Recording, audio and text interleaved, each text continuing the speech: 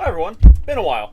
After my little 3-year break there, I've accumulated a long list of things I should 3D print that I would use every day. So, I admit, this is just a video of me sharing these random ideas I've had over the past, which may get a little boring if you don't care. So without further ado, sit back, relax, grab your sippy cup and your favorite chair, and let's see it.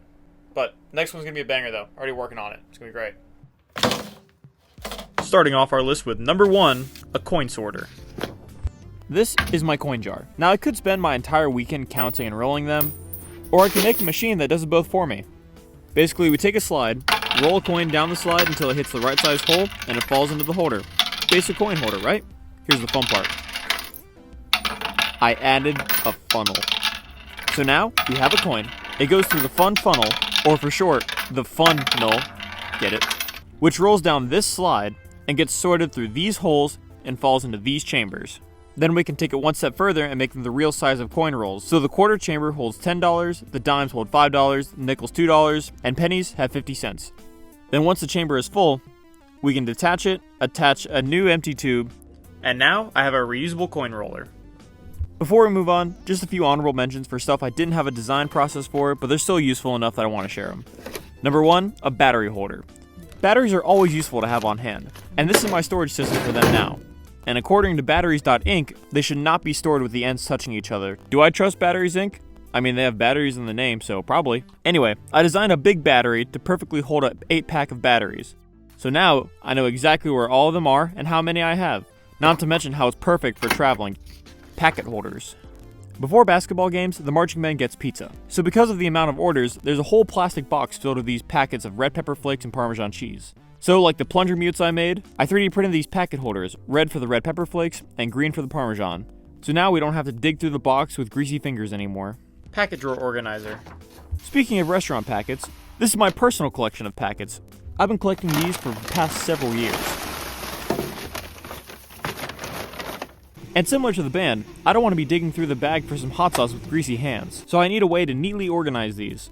I guess the first step is to find out how many packets I have and log into this spreadsheet. After counting all 58 Taco Bell fire sauce packets and 6 ramen noodle flavor packets, without the ramen, for some reason, I can start planning my organizer. My first thought was just to have some buckets that organize the different sauces, but the first thing they teach you in fast food is FIFO, or first in, first out.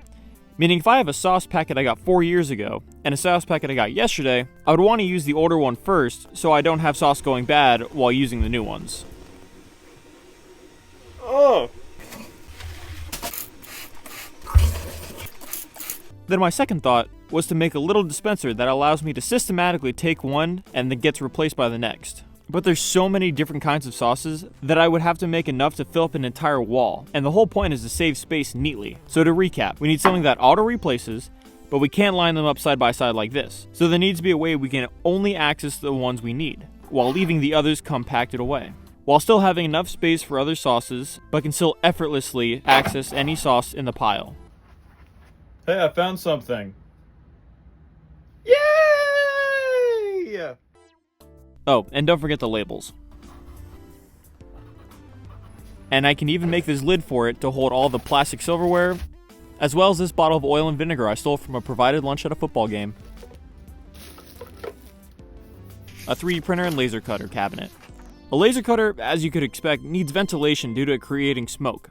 And while a 3D printer doesn't necessarily need an enclosure, I don't have enough space for this Ender 3 V2 that's currently sitting on the floor, which, isn't ideal. Aesthetically, that ain't bad. I even hot glued this extension cord in the box and even hooked up these gamer lights. Oh yeah, I also left the wood out in the rain on accident, so it's just a little warp that I fixed with this block of wood.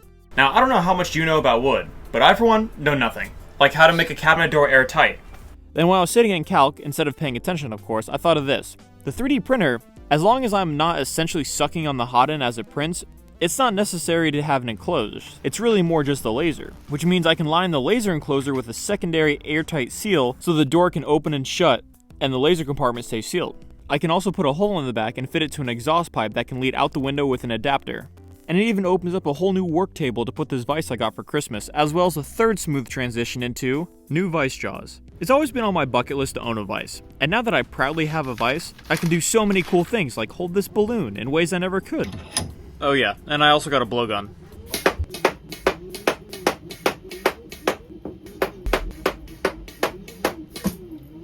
Yes! But more practically, I've got to hold this rounded part so I can glue it together, which is hard to do with the flat shape. Or even if I wanted to hold this metal cube, there isn't enough friction between the two metals for it to hold in place. So to fix this, I was able to measure the vise and 3D print some new jaws out of TPU, which is more of a flexible filament, so I can squeeze around this round part to get a better grip on it. Or these jaws with built-in parallels so I can work on the cube without it falling through. After these two, I got thinking of all the different grips I can make, like this pair with a slot in it so I can work on circuit boards. These ones with larger area so I can crush soda cans. Jaws that are taller or wider, facing to the left, for whatever reason. This grip that plays Fortnite for me.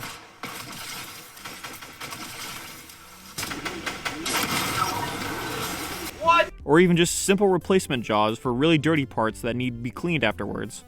If you have any other ideas for different types of jaws I should make, put it down in the comments below and I can make them. Well, that's all the major ones I have. There are a few smaller ones like this water-cooled cup holder I made, but that was too straightforward to show in the video.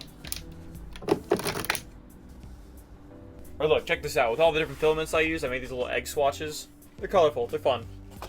Anyway, thank you all so much for watching. Just a little sneak peek in the next video. It was originally going to go in this one, but I decided it was way too big of a project, so it's getting its own video.